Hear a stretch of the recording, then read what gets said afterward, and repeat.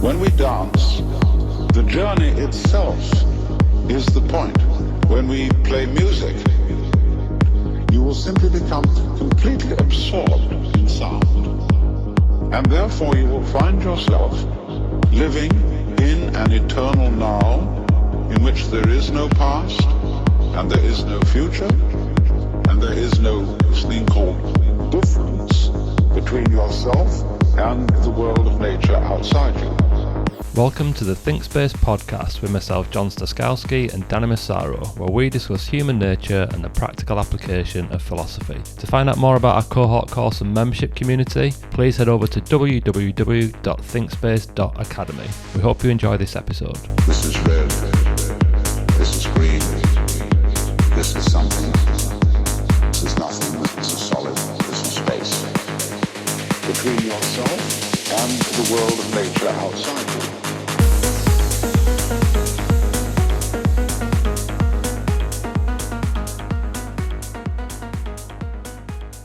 Okay, so a little bit of an unusual introduction to this episode. We're going to be focusing on a book called The Status Game by Will Storr. Unfortunately, it wasn't till after we finished recording that we realised the sound quality on my microphone had some issues with it. I'm not quite sure what they were, but it just sounds really poor in comparison to Danny's microphone. So I have used some software to try and improve it and even it out, but it's still not great, so just bear that in mind as you're listening. Danny just sounds as normal, so there's some really good insights from him in there. Maybe just blind your ears a little bit to my voice when I kick in, as it is, to be honest, a little bit annoying. So we're just going to dive straight into the episode. Danny will be getting into why he thought the book was interesting and why it was useful for a podcast episode. I hope you enjoy it. Well, the first thing you can do is address me as Dr. Danny Massaro, not just Danny anymore. We know I've got my PhD now, so that's, put me up there, hasn't it? Look, I'll top trump you already because I've been for years. Never referred to myself as Doc. Yeah, you beat me.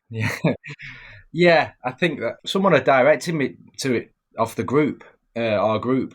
It was a podcast, and I'd been meaning to get to unpacking what status was, and because it's something that that game, that sort of one-upmanship, I call it like top trumps. And so, like when you're in a group of friends or you're in a group of people, it might be your family, it can be your neighbours, it can be, the gang of you who go running to the running club together, your football fans, things like that. When you think about it, you're always in your way, in your lines of area. It might be, your car or your clothes or your finances or which holiday you've been on. You're always in this kind of weird competition game. You don't want to be at the bottom of the pack. You don't necessarily really want to be at the top, but really top. I'm the best because people don't want you to have too much because the tall poppy sort of syndrome. If you go around, you want to do it in a way where you're just socially, signaling or intimating that you've got your stuff together. You're a little bit better. And in many areas, you can do that within a club. Let's say you're in a squash team, where I go, and you're all sort of out this little rivalry. Who's got the best gear? Who's got the latest bag? Who knows the latest tour gossip? Who talks to the pros? Who's had a lesson off who?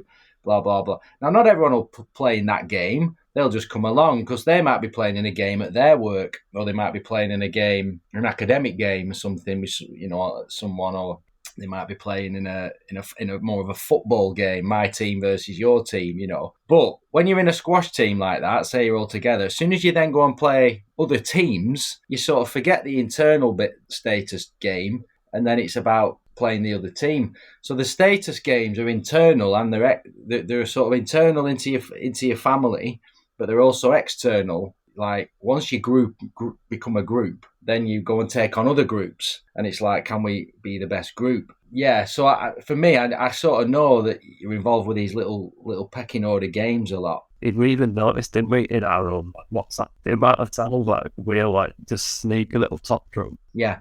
I did it the other day, and I was laughing straight away because you flagged it. Like, you sent me something, and I went straight back with something else. Yeah. And it's like, it's you, Dill. I thought, yeah, I've already seen that, so that's it. Kind of, Yeah.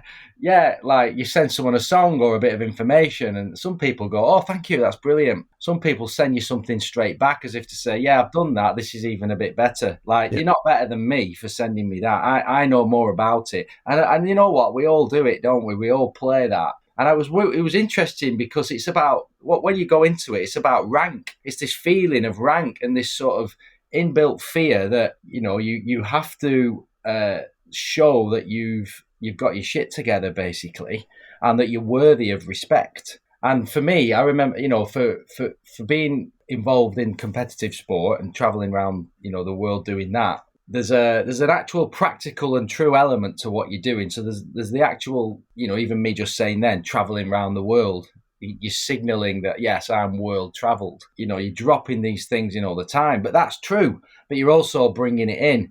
It's in your language. You've sort of said there, yeah, so if you're talking about coaching, like, and you haven't been around the world, I have, and it's so layered into conversation that you don't notice it normally. But then when you actually then go on the tour, say, and you're with the players there, you're back to ground zero, or a different kind of game, really, where, right, new game today, get to a new tournament, who's ranked where, so that sort of gives you a bit of a start point. And then that week, the game kind of starts. Now, you'd think that, say it was a tennis tournament or something like, and you go, well, it's clearly obvious that Novak Djokovic is up there, then Nadal, and then Federer and Andy Murray, and these people they're like, they've got high rank, high status, and so on. But you'll be surprised how those people, after a couple of defeats or a bad day or a bit of a bad comment in the media, or not playing well at the moment, it's amazing how those high status people fall to pieces and will do anything to get the status back.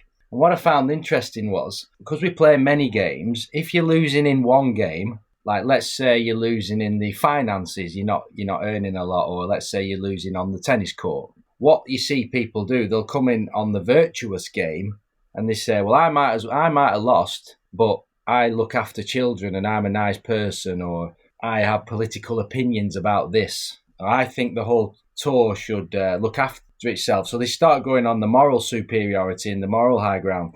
And I've seen that a lot with players who've stopped playing sport because they've not got the rank anymore and the hit of the high status from winning. What starts to happen is they go into other fields and start to try and win those other status games. That's a good way to segue us into. You do describe three main types of status games that we all play, and everyone will be able to relate to these. I know I did when I was like, oh yeah, that's that. And that's when that happened. So he says there's a dominance game, and that's almost animalistic in nature. That's like really just hardwired brute force type of thing. Like who's the biggest in the jungle kind of thing. If who's going to eat today, who isn't going to eat today. Who's going to be the best partner, or create the best offspring, all that type of stuff. That's the real that's just about dominating other people in your immediate surroundings. So that's a dominance game. Then there's a virtue game, which is what you just described. People that are moving into it's absolutely a dominance game, and that's much more around things like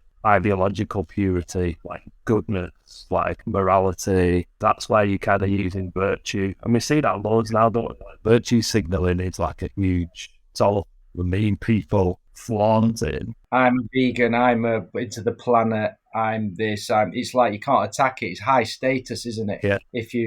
Because you're being virtuous. Yeah. I think it's in the book he mentions that he talks about how footballers, say like a few years ago, it was all like the boing, wasn't it, of flashing your money and your watches and jewelry, flash sports cars, all that stuff. That's how you kind of signal your status. Whereas now it's all about what's your foundation, what charity work are you doing, how are you getting involved in the local community, and that kind of more in your face stuff's gone, and it's all about virtue now. Yeah, I'm a great footballer, even though I'm not playing well. Just sidestep that, because don't be annoyed at me because I'm earning silly money. I love children, and that's the thing, isn't it? Who can argue with that? So you can't not like the person, can you?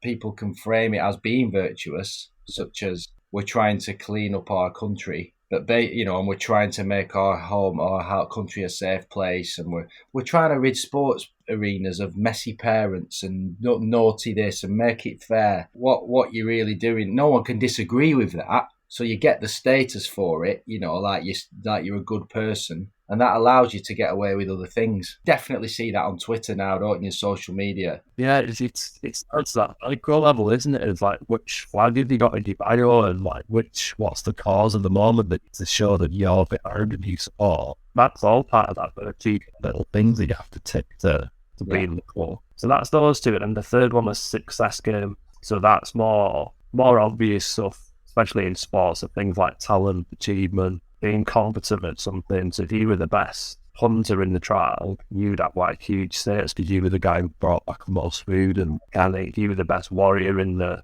tribe, and like you protected all the others.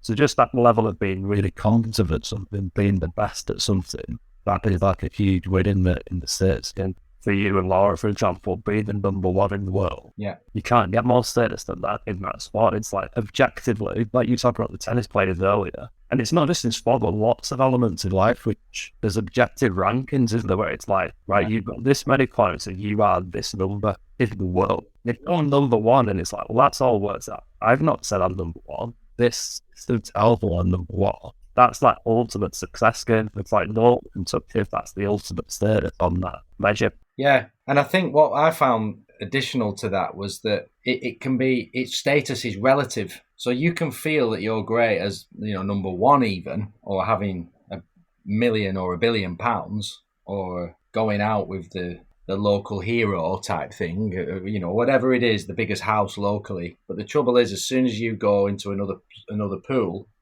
small fish, big pool, as soon as you go into a bigger pond, that relatively you can feel not as good. So you can be earning a lot of money as a football player, and then 3 more people come in and earn more money. And it's not just the actual money. You're suddenly more dissatisfied with your money, because it's like I've gone to fourth in the pay scale, and it's like, yeah, but you were more than happy with that money. Yeah, but and it becomes about who's the top, and you see this played out with rich people, don't you, with the yachts and things, and the top 3 or 4 richest people in the world about going to space now, isn't it? Who's going to be the first one who can take customers to space? Well, I look at an interesting one with that. He explicitly said we didn't evolve to create money. Money is like a modern invention. It's a pinprick in the length of time that we've been here. We evolved to create status. Now, people often, we have to look at, say, like billionaires and think they're just after money, but they're not. They've got more money than they could ever need. They want the status, which money tends to come with, I suppose, at that end. That's what I mean in sport. I think that's why winners, when they say winners, or they win something big, they want to keep winning.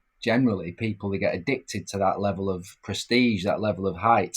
It's not that they're bullies or dominant, like more like you. I remember when you said a dominant leader, a dominant status person, and a bully type person, it was more like I thought of Gordon Ramsay and the sort of shouting at people and frightening people, and I'm the boss, and it's a bit of narcissism thrown in with it. I'm of high status because I am, and it's fear based. Whereas most sports people aren't like that, are they? You might get the odd one in MMA or boxing and things, but most sports people are. They're like, kind of what you might say, to get on with their own business, trying to look after their families, trying to be really good at sport, but they can't retire. They keep wanting to win more majors, more success, more money, more. And it's not that they're after. It's the continued level of status and everything it brings to their family and all around. And I've seen that a lot in sports psychology, working with players. It's like, it's very, very difficult for you to be in an area at school or at work or wherever, and you relatively get dropped in how people think of you. And it really links to Heidegger's concept of das Man, which is the they. As Dasein, as humans, we're so socially linked to other people and other communities, and we think a lot about what the others think about us. What's the narrative I'm putting out into the world, and how is my narrative, my fancy Disneyland story, how is it being perceived all the time by all the significant people around me? How clever do they think I am? Do they think I'm wise? Do they think I'm rich? Do they think I'm attractive? Do they think I'm a good person to be around? Do they, I'm a successful, whatever. All different times in history, certain things were probably the big thing to have. If you're at university or you're a professor, it's like, how many papers have I put out? Do all my peers who are also, changing all the time, do they still respect me, or am I a dinosaur in this area? So it's kind of like, you never win it. You can't get to the place where it ends, because what never ends is what they think about me. Or even the thought of, like Marcus Aurelius said, even when you die, you live on forever, because it's like your legacy. What will I be known as? What will they think of me after I'm gone? So we're so much like that. And, it's a great thing, because it drives energy, it drives motivation, it gets you to lose weight, for example, if you've got a wedding coming up, or put muscle on if you're going to the beach.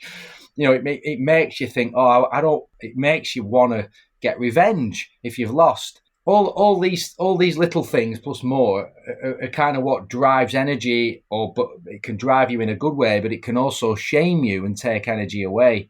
And in a very simple way, what I deal with when I've worked with athletes or people, sometimes when I just talk to them, you can usually tell when they've got their tails up and they're feeling pretty high rank and good about themselves in a few of the games they're playing. The football team might be doing well. They might have had a promotion at work. People might be treating them with respect on the street. They might have just got a new qualification lately and they're feeling up. They've just had some wins. And they've done well. They broke the PB. They've just earned a lot of money. They've done something that temporarily, for the time being, makes them think that other people are looking at me thinking they're good. Now that can be deep and long lasting and earned, or it can be shallow. It can be, I'm in Dubai. Look how good I am. Look at this picture of this food that I'm eating. I'm up in the world because I eat food like this. Look at me climbing this mountain on my own. At 6 a.m. Look at me. Look at my latest paper. Listen to my latest opinion about the government or about this and that. It's all signalling that I am pretty high rank, relatively feeling good at the moment, and there the output comes. Whereas when you see people of low rank and they're feeling a little bit shunned, or they've lost the confidence, they've been put down a little bit, there's a lot less sort of energy to come out. Even physical energy, and strut your stuff in a way and come out with things. You sort of go in your shell for a little while, and it's a bit of a horrible feeling, particularly if you're ever shamed by people, if you're ever picked on, and if you're ever really made to feel stupid. And I think that's a big thing. I think as a coach, a player, manager, a family member or whatever, what big thing in this book was loads of examples of people who were shamed over something trivial and then ended up killing the person or going to prison. Because it was like, you've just shamed me in front of my friends, and I have to react. Lots of things about children who've been shamed and put down and picked on and made to feel really low and never put up there in status. They grow up with a real revenge streak in them. Yeah, that was humiliation, and there's basically nothing worse than just being humiliated in front of your peers. Yeah. Like, he gives examples that like, a couple of school shooters and stuff was made you end up then just going, and it's like, right, ultimate revenge. Yeah. Humiliated too much now, this is it. You can't win that game. There's no way I can win that status game. I've been put down so much. And then the anger comes, yeah, and then the revenge, and they won't win on that game. They'll come in on another game, and the other game might be just flat out aggression. One of the stories, wasn't it, was that some kid had been made to feel ugly by his mum or something, and then he went to school and they all laughed at him, and he never got the girls, and he never got the money, and he was always unpopular. He tried, started playing computer games, staying on his own. And then, one day he tried with another girl, she rejected him, and that was it. A year later, he just shot loads of people. Like, it's a crap world. So he went nihilistic, it's a crap world, but I'll win at this game. So it's interesting, isn't it? It's all very well. It's a fun thing, but it's also quite a serious, deep psychological thing, and why you've got to stop picking on me about Everton. Quote that he mentions in there, like an African proverb that runs into what you just said. He says, the child not embraced by the village will burn it down to feel its wall. Say that again. The child who is not embraced by the village will burn it down to feel its wall. And that's it, isn't it? It's like there's it's consequences of people not feeling that, like at the start, they have value. If you just feel like you don't have any value, and then on top of that, you feel humiliated, it's not going to end well. When you spot a couple of things sprang to mind, I think I've always had quite an inbuilt like aversion to status. I know it's like I'm a bit of a prick, and it's just kind of like that rebel invincible. Yeah.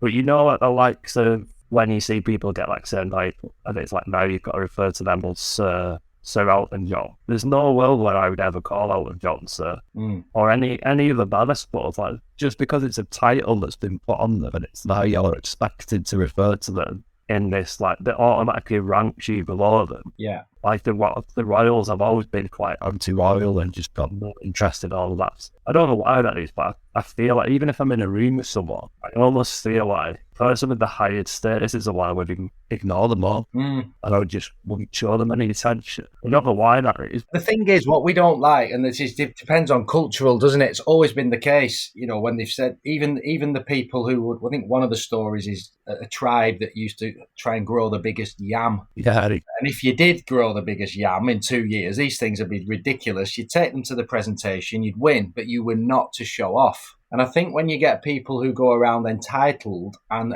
you know, this is it, there comes a level where you're not going around being dominant about your status. You have prestige, but you don't throw it in people's faces with titles that have automatically not been earned or given to you. So one of the things that you can do if you are of high status, you know, maybe not a leader. A leader's a bit different, because I recommend if you are a leader, you want to show some sort of zest, because people do emulate and copy leaders, and you do. It's good to have sometimes some heroes that you just think, wow, look at you, I want to be like you. And there's little things they do. Pop groups, you might wear the T-shirt when you're younger, and you feel great because you're associated with, you know, that you feel like you've got an elevation in rank because you're wearing a certain T-shirt or a clothing, or, you know, some of these things are silly, but they have an effect and they help people. But I think that where people can do well, and this is where the prestigious leader is better than the dominant one in a way, is that they know they've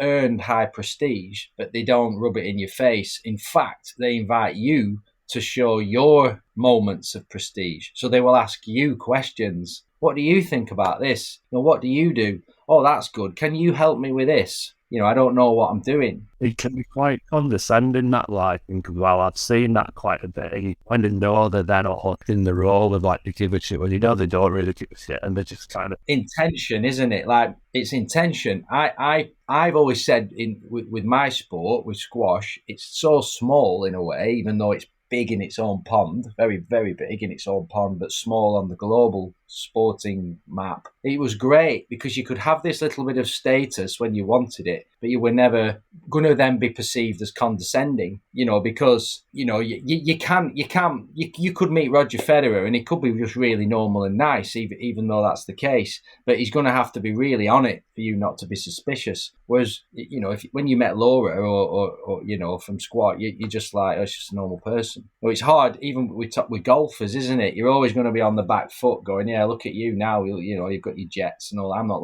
So you can get an inverted snobbery if you're not careful, because what you're doing is you're almost like not comfortable in your own skin, that you've like, I'm going to beat you on a different status game, which is something around truth or something, you know. I don't fall. I'm so wise, I don't fall for your status. That's another form of game where you go, I'm above the game. Now, I see that a lot. They go, oh, football, we're not even involved. We're not even playing. But it still affects you. And it's like, right, my defense mechanism to my team losing is going so big, so zooming out that, yeah, my football team might lose, but you're talking to one of the top 10 wisest people in England, don't you know? You still always driving set? Yeah. I've not seen it for years, and I caught maybe 20 minutes last night, and it made me think of this stuff straight away. So you've got, obviously, they're all, I mean, they're sat there, guys pitching they were like full down paper, like games, so it was like a chess set, and they had like what, a Connect 4, and they looked really cool. Like, just folded flat and it opened up, and it was like, you know, you could take it anywhere and it's dead easy to carry in. But the really high-end thing of one of the dragons was, apparently she's got some kind of background in paper engineering. She kind of knew how much work was involved and how good he was at his craft. And she's looking at, he cocked his pitch up. He's one of those where he gets dead nervous, forgets everything he said in his car crash. But she could see the quality. She said to him, "You're one of the best people in the world at this, aren't you?" And you could see the other dragons like looking at going, "What?" Because he just looked like kind of a normal guy. And he's like, "Yeah, I'm probably like, there's 3 or 4 of them." And straight away you could see, it went from him having to impress them because he needed their money or he wanted their money, so they were then all desperate for him to pick them as the investor. And his fast out just switched and all that, because all the status in the room was sat down, and he rocks in as this like weird paper engineer, and he was like, "Box, yeah, I'm actually like top 3 in the world at what I do." Well, the thing is as well, like that's status again, isn't it? But apart from when you've been granted it for free, like you've been born a royal and therefore I am brilliant, you've been born of low status and you've just been chucked in, so you're forever known of a low status, you know, gender, race, creed, all different times of history. He mentions that in the book. Back in the day, you had your caste and that was it. You're born into it and you're limited to what status you could have, because like, you were born into this and that's your level on your go. Yeah, and that's like Ben-Hur, isn't it? And all the old films and things, isn't it? And El Cid and all them films are like, yeah, you can be brilliant up to a point, but you'll never be us because you weren't born us. And that's in the mafia films as well, isn't it? The Sopranos is constantly full of that, isn't it? That, you know, and you see it in The Godfather. But that scene I remember in The Sopranos with status as well, where Tony the boss had to deal with the fact that he was always given automatic status, really, wasn't he? But sometimes it'd waver. So he picked on the youngest guy, didn't he, once, and smacked him in front of his mates to show that he still had strength, even though he was practically having an heart attack. And there was another scene where he was playing poker and they were all telling jokes and laughing at quite decent jokes. And then Tony told a joke that was rubbish and they all really laughed because, and he looked round it in slow motion. It went into, and he's going like, you know, he's thinking, "You're just laughing at me because I'm the boss and it was a crap joke and this is my life now." So it was like, it must be hard sometimes for royals themselves and for people who've just been given high caste. You might say, well, it's easy because you're rich and you're this and you're that famous, but you haven't actually earned it. So this is one of what they were saying a little bit with children. When children are put up as elevated by the family for no reason, they grow up quite with that entitlement of status. And I just get status because I am who I am. But you've robbed them of the chance to like realize that status is earned and you have to do things, but it's complex, isn't it? Because, you know, there was one of the studies in there was, if you were in a rich area of New York, all your family were really thinking about was the kids being like surviving in the world of richness in a way, in all the universities and all those things, living in great houses, loads of security, you know, and so on. Whereas the parents in the lower areas, they were really getting hard on their kids because they intrinsically knew that they were going to find it hard on the streets, so they had to toughen them up. So you kind of, well, who was the better parent? And the parent that said, well, you're automatically always going to be at this status, so just play this game, high status game. Or the parents that were like, well, odds are you're always going to be low status around here. People are going to come and pick on you. You've got to learn how to handle it. It's interesting, isn't it? If you were a young kid, and you come across as too clever and cocky in an area where kids can't beat you on that game, then they're just going to smack you, aren't they, or nick your ball, or they're just going to put you down. So you've got to be really. I think being streetwise, getting an example there to get to this. What status reminds me of is that you have to be quite streetwise about how you use your status and when you're threatening other people with it and when you're coming across as a big shot and too much, too clever, too condescending, always putting people down, always having a top trump wiser answer, always beating somebody too much. The Jordan Peterson thing about play and that the rats that they looked at will let younger rats win occasionally, otherwise they'll just quit the game. So I think to keep people ticking along, and I think as well, like when I've been around friends or people who had tough times, sometimes you can be a hard act to follow because you might be doing well at the time and they might feel a bit inferior to you without knowing it, and you might be like shining a torch on how relatively they're not doing so well. So I think sometimes, without being condescending, like you say, it's genuinely getting into the empathy habit of, I've had a bit of luck really, and I have worked hard, but my high status, a lot of it's just me playing a game, and I have done well, but it's all a bit of fabrication in many ways as well. Just because I've loads of money, just because I've done qualifications, just because we've won this and that and so on, doesn't mean I'm a better person than this other person. So sometimes I think when you allow people to help you, or you tell people sometimes where you're struggling a little bit, or you have struggled, without trying to fix them, you can actually help them just by treating them as normal, if you know what I mean. That you need a bit of help, and it's knowing when to take the mickey so you can laugh at each other, and that's what your friends do really well, don't they? If you're getting a bit cocky and you're getting a bit up your own backside, mates, good groups of mates, they'll sort of level you out to an area where they're telling you that you're getting too big for your boots in certain areas. And if you're quite streetwise, you listen, you just tone it down a little bit and like join in a bit. I think it can, but that broader really cultural aspect was really fascinating for me. So remember we did the Century of the South episode, that idea of coming up through like consumerism and capitalism and Thatcher and Reagan and all that. And he mentions that in terms of like you went from like the 60s and it did very much like free love, everyone looking like quite communal, and it's been altruistic almost. And then you get to the 80s, like 20 years later, and it's like Reagan and Thatcher, and it's like, right, there is no such thing as society, everyone for himself, it's all about the individual. And it just switched overnight, didn't it? And that, he mentions how that just supercharged that status seeking element. See the 80s, and it's like, you know, the movie Wall Street with Michael Douglas and greed is good and all that stuff. That kicked it. We've talked about it quite a few times, haven't we? That just that ethos in the films and stuff in the 80s. So you can see how that just switched it to even on that personal family level. That must have kicked in even then. So you would have then had mates going on, and it is more looking more what cars he on the drive, what's the driving around with, what are they buying.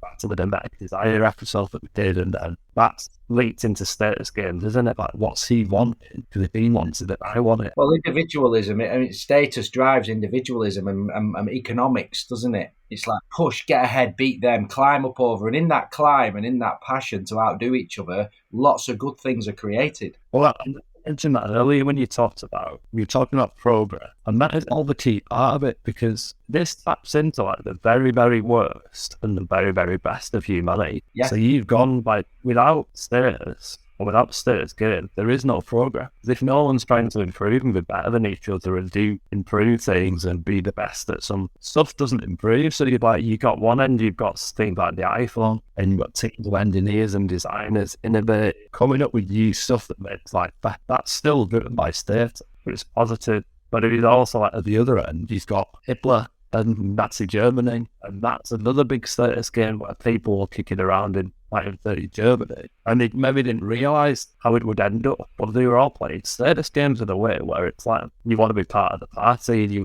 and that's got that hierarchies at rank within it. So everyone's then competing for status within even that, and then you end up seeing like the Holocaust happening and the very, very worst of what human beings do to each other. And he's kind of saying that's all really the same. It's all driven by status. They're all status games at different levels and different areas that lead to those things. Yeah, well, when you think about Putin as well, it's not just power, is it? It's the way that he's been made to feel by the West. It's like you all genuinely think you know how to live, and your history, culture, traditions, democracy is better than what we do. And in the end, you make people angry, don't you? Because you patronise them and you take too much status, so they can't get you back in other ways.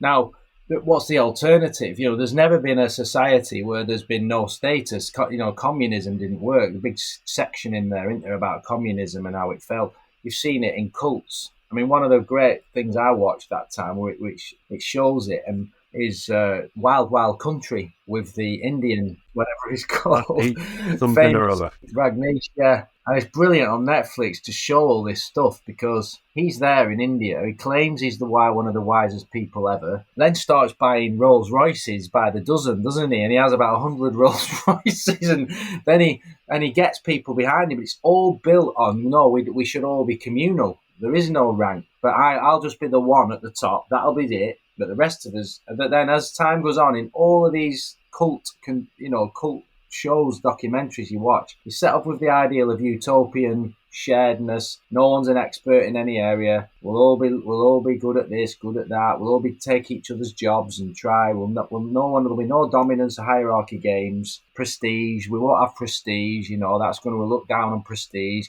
Keep your head down. We're all going to keep it flat, and it is impossible to hold it back, because to control it, rank starts to emerge, doesn't it? Like favors, and I'm a bit better than you at it, or I'm the most flexible.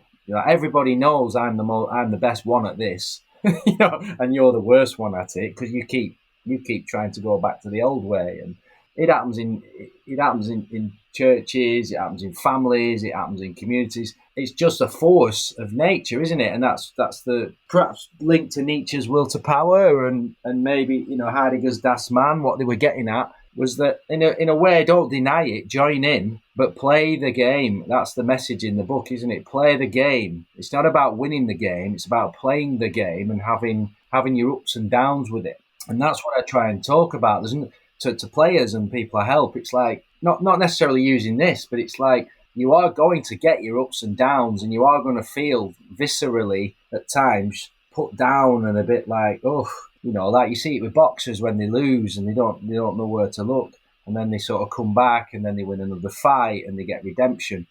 So these sort of ups and downs and in status and drops and the good times and the bad times, they're kind of going on all the time. But I think there's one thing within families. One thing that came was that it was a bit of a nasty thing. I saw it with someone who said that when someone said, like a parent or something, oh well, I never wanted you anyway.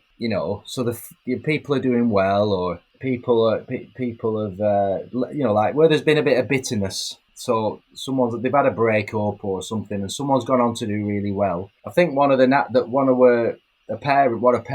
worst things a parent can ever say is like, well, I never wanted kids in the first place. Well, if it were, you wouldn't be here anyway if it weren't for your mum, because I wanted to go and do this. There are what they mentioned, like these ultimate one-liners that take away, like, no matter how well you're doing in the world, no matter how much you've done well and how much money and status and achievement, just remember, you will never get my approval because I didn't even want that in the first place. Or I never loved you anyway. In relationship breakups, I never even loved you. I just did it for convenience. It's like I've lost that game and I'm bitter, so I'm going to come in with this comment. And I think so there's some real nasty sides to these status games as well. The cult that you mentioned earlier, that's one of his conclusions, really, in terms of you have to accept, as a human being, you cannot escape these games. They are always in play, and they're always happening. So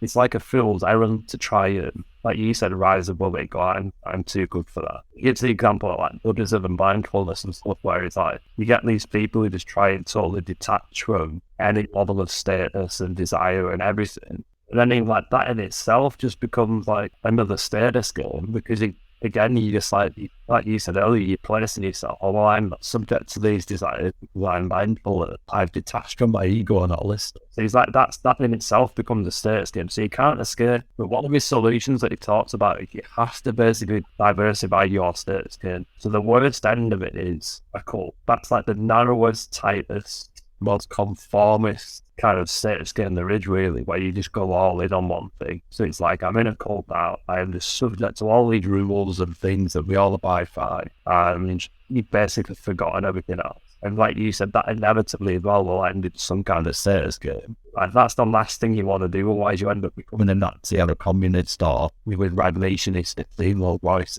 and you're being able to sleep out of it. So like, that's bad. So his solution was you've got to have lots of different levels. You're playing games at different levels and hierarchies across those aspects. So you might have some things where you are involved in dominance games. You might be in your profession because, you as a coach or as a player or as an academic, you're constantly vying for position as like who's the biggest lion in the jungle. Like you will have some of them, but you've got to have some virtue games going on as well. So make sure you've had he talks about like getting into volunteering and like helping out the charity to take himself away from just being all in as a writer. I heard him on a couple of podcasts talking about how brutal it is as a writer, because it's a constant status game pumping out. And you get told how many people read it, how many people bought your book, is it in the book charts, all this. So like, I had to Yes. take myself out of that. So it's volunteering in working for a charity to give himself a different game to then get involved in.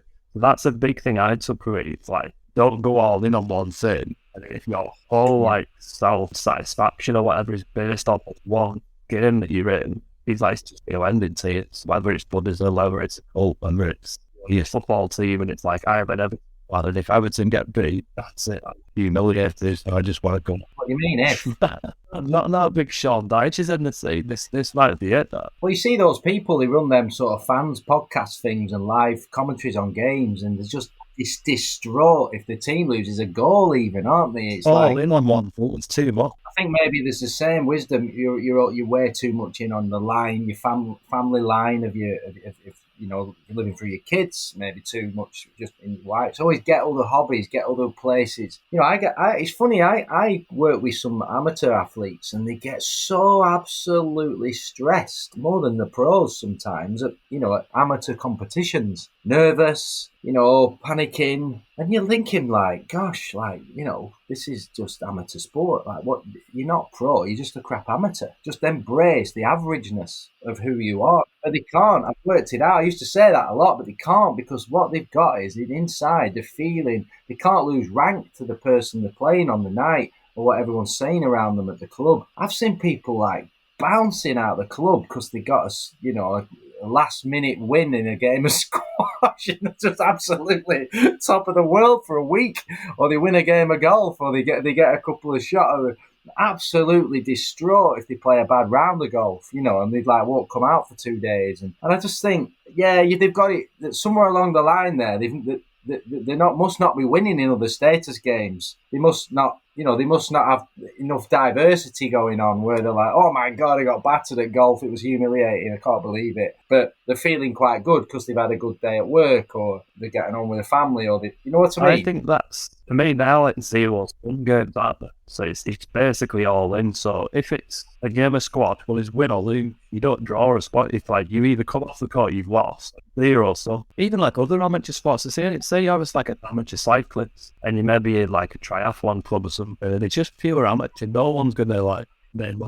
But even then, you've got like Strava and apps like that. So it's like, that 6 mile length of the road there. Dave from up the road did that in like 20 seconds less, didn't you?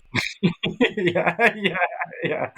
It's like, oh, now I've got to beat it. Otherwise, my bike was a disaster. You're not looking at the sky and the air and it's getting the sun and all that. It's now I've got to beat it. My mate runs a bicycle shop and he's just buzzing. Since Bradley Wiggins and Team Sky and all them things, everybody wants to wear Bradley, Team Sky, and their equipment is status, isn't it? I've got $7,000. See that wheel? It only 12 grand. One wheel. And you're like, you what? Yeah, I don't like to talk about it, to be honest, but yeah, 12 grand for a wheel. The other day, it cost me $4,000 to replace. Well, that's the sort of guy I am. It's like when you make it. We've had the serious side, but the funny side of it is one of my mates texted me from like 6:30 from the gym. All right, Danny, I'm just letting you know I'm in gym at 6:30. He's not saying that. He's texting me pictures of songs, and he's just basically letting me know he's up in the world and he's got the world by the balls. He's listening to music at 6:30, training. And it's signaling, isn't it? It's this. So status symbols that we just all know about that, don't we? Which is what you might call signaling. But status symbols, that's another thing of it, isn't it? Like, it's set off, they reckon, with wearing necklaces with teeth on them from all the kills you'd had. And those times gone on, that's gone to your watch and at your Rolex watch. If you've got a Rolex watch, you might, for all the world, say, yeah, no, I bought this because, it's an investment. It's an investment. That's the type of person I am. I invest. But on the side of that, wherever I go, and it's just there, I'm basically telling everybody there's a level that I'm not below. I can't be. I've got a Rolex. Trainers, trainers, and limited edition. The whole thing about limited edition, but I've got it. Fashion games, computer game, which is the latest technology you've got. Holidays, where you've been on holidays. The selfie. How many selfies people take is all about they're not going to send you the ones where they're not doing well unless they're playing the humour game or something, and they're trying to win the humour game, the self-deprecation status game. But generally people are saying PR in their lives, aren't they? Look at me and my situations doing well. And it's actually behind the scenes, they're not. They're just running like ducks underwater, flapping, because they're like, what's the next hit? And if relatively somebody gets something better than you, it's, well, look at our life, it's shit, we need to now do that. Dubai's a big one, isn't it? Dubai's they've been born out of basically status, hasn't it? If you go to Dubai, it just signals and status symbols, everything, doesn't it, at the moment? That's the sort of holiday destination of our time, isn't it, Dubai? His previous book, which I'd read a few years ago, I didn't realise it was him until I finished it. It was called Selfie. Will Storr, he wrote that, which is all about the advent of mobile phones and, like the front-facing camera.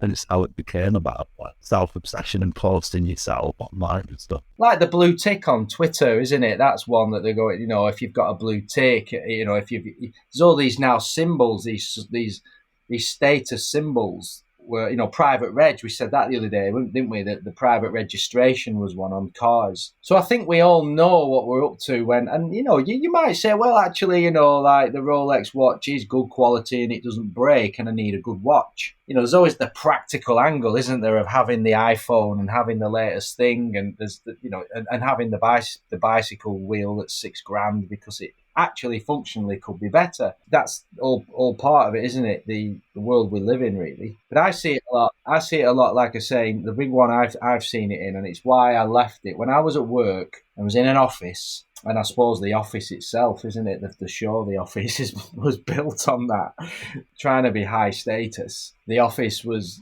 David Brent trying to build himself up all the time, wasn't it? More than anything. And when I can leave work and not be in those status games at work, same with the university and places, they're tiring, aren't they? They're just exhausting. Like, was it you, weren't it, who said that? You were nothing at the uni without your bottle of Evian in a meeting. When everyone had to have a bottle of water. But there was even status differentials between the brand of water. Plastic from recycled one that lasts much. And then it went on to shame if you had a bottle of water. You had to have a BPA free or something bottle. We've done it. It was like, oh, mine's like a bamboo one. Bamboo. Yeah, that's funny, isn't it? That's maybe a good point to conclude in terms of that zero-sum game element to it. That's really the main point I took from it. It's never been harder to feel value in the modern world because it's so big. Everything's on a global level. It's so far removed from the days of like a tribe of maybe 50 people.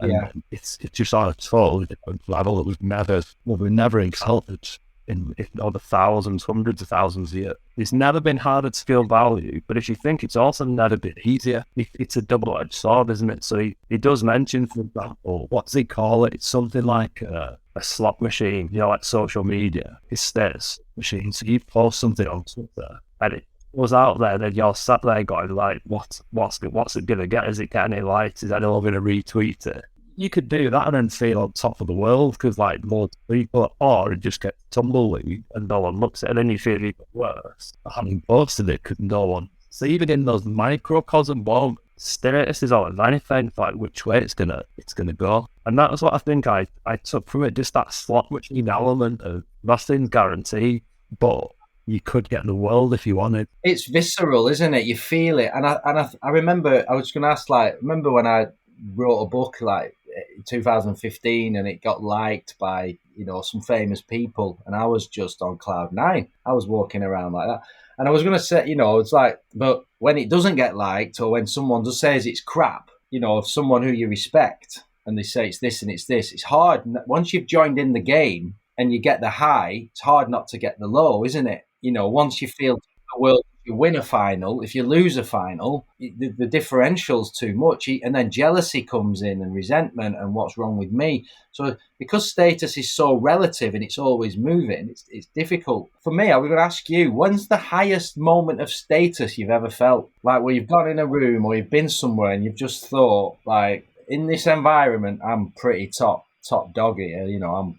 Maybe links back to what I said earlier. I think I don't like that either. So I genuinely feel quite uncomfortable if I do feel like I'm being put on a pedestal. People are going, and it's Yeah, I know you were not that way in your nature, but when we played golf and you smacked a shot to the green, you had a little strut about you, so you felt high status for that moment. Smacked mine out of bounds, like you relatively was like pretty good. You're not like that, are you? You're not like that, but mainly it was. I think I think I've mentioned this before. So if Sir Elton John was in the room, I wouldn't care less. I'm not. I mean, there's not a couple of decent tunes, but I'm like, I have no interest. What about Fred again? You love Fred again. What if he came round your house and said, I've been on your podcast, John. I wanted to come and meet you. You're amazing." Right. Rob's just like, teach me how to make some tune like that. I want that on my finger. I want to make some dance tune. Well, I don't get particularly impressed by me unless they're massively like, if they're like the best in the world and they've earned it with pure graph, like meritocracy's time. But I still don't fawn over them and like, I've never been someone who goes up to a famous person and like, how you like that? Have you never felt high status in yourself? I would say I have. And that, again, I kind of, if I feel a bit most of that's happening, I naturally recall it all life. I remember that I've thought about this. I've asked you the question. I thought you would nicely ask me back, but I'll ask myself. The highest status I felt was when Laura won the Worlds and I was with her and all that, and I had to carry the trophy back out of the venue, down back into the hotel, and she had to have interviews and went off and all that. And I walked in the reception at the hotel and had the trophy, and it was like, you felt like you'd done it together. I didn't say you. Yeah, but this is the point. I'm going, I haven't even played. It's not even me, but that's the most kind of. You get it by proxy, don't you? People hang around with people for status. If you know people, if you're in someone's gang, you're immediately up there, aren't you? That's massive just by being in someone's company and people taking selfies with famous people is all about that, isn't it? So when it's actually in your family, you realise, that you're probably making your family feel higher for a while. So it's nice. It's not the worst thing. But I remember like getting you that, and then actually just for a week or so being a bit of an idiot, just going around being a bit of a tosser, really. Wherever I went, I was so powerful, the feeling. It was like you expected respect wherever you went. If anybody slighted you in anything or didn't do something, you lost your patience. And I remember having a little reflection on that and thinking, shit, like, that was nothing in a way. I mean, it was a big thing for us, but I kind of got a bit cocky or a bit it was just automatic. It was like, well, we've done this. You're down there now a bit. And I lost my temper with a few people and behaved out of character a bit for me. And I thought, God, imagine like, if you really are famous, and you hear about these pop stars who turn into brats and treat people like shit. I was a bit like, no wonder they do, because they just feel, imagine 100,000 people or whatever cheering your name every chanting and just being elevated so much for no reason. No wonder it gets into your head. You just reminded me that's not only felt highest status. I told you about this before, I think, privately. I once went and spoke at a conference in Qatar, and they flew me over, like a few different people that wanted to stay with. They flew us all over, all expenses paid, business class on Qatar Airways. Like thousands and thousands of dollars for this tip. And what business class is like? And I just walked up in my traffic. Like, I could tell people were looking at me thinking, oh, things, hey, is he like an athlete or something? What's he doing? Why is he like, he obviously doesn't care because he's in a traps that a trip. And it was like, you get to the airport on the other side, you've got all the lounges and stuff. You know what it's like. You're in different lanes, you don't have to queue for everything, you don't go see check-in and all that stuff. Why come this way, sir? Hey, this is after you. Landed in Qatar, and it was like, I don't know that you go this way. Private lounge again, chauffeur rocks up,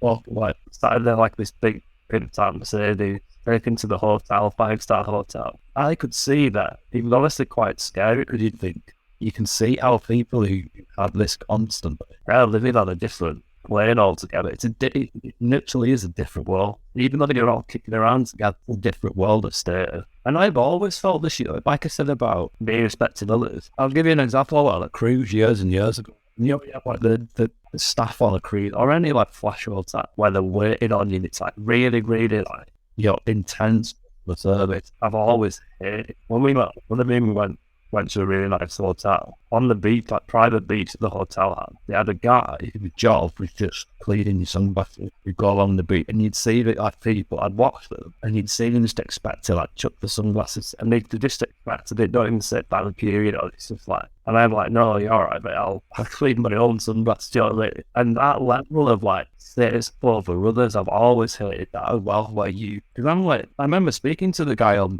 one of the waiters on this crew, and it classic story of like his kids are back in India, he's just sending his money back. He had like I don't think it was a PhD, but it was sort of like high level study.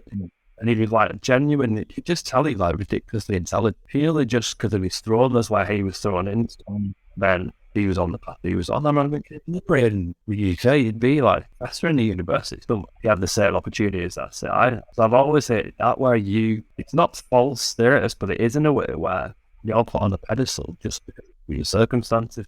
I ain't no better than you whatsoever. So you don't have to wait on me. Don't like serve me like. You just feel like we're on an equal level. Maybe that comes at least a bit. It's how you've been brought up, a lot of it, isn't it? See kids you have maids in the houses and things like that, and it's just the way it is. It's not, they don't think, they just sort of... I've still seen mates and people I know who've had similar upbringings and they are. That's the guy cleaning the sunglasses because of the, I'm an awful day, I've deserved it. I've been working. So there's more to it, isn't there? There's empathy, there's more to it than just status. It's not the whole thing in the world. It doesn't drive every single behaviour. There's lots of other things in there, but it's an interesting one, isn't it? Overall, it's another good book that people, I think, you could probably just listen to him or read a couple of newspaper articles as well. You probably don't need the whole book to get the gist. Like all of these books, they harsh them padded out like 100 pages for to make it book size, but I think the actual message is in there. They cut to the bone though, because you recognise it in yourself and you start seeing it everywhere then. Yeah, that's the thing. You're going to play it, know what you're up to, and just curtail it a little bit when you remember to. When we dance, the journey itself is the point. When we play music, you will simply become completely absorbed in sound. And therefore you will find yourself living in an eternal now in which there is no past, and there is no future, and there is no thing called difference between yourself and the world of nature outside you. This is red. This is green. This is something. This is nothing. This is solid. This is space. Between yourself and the world of nature outside you.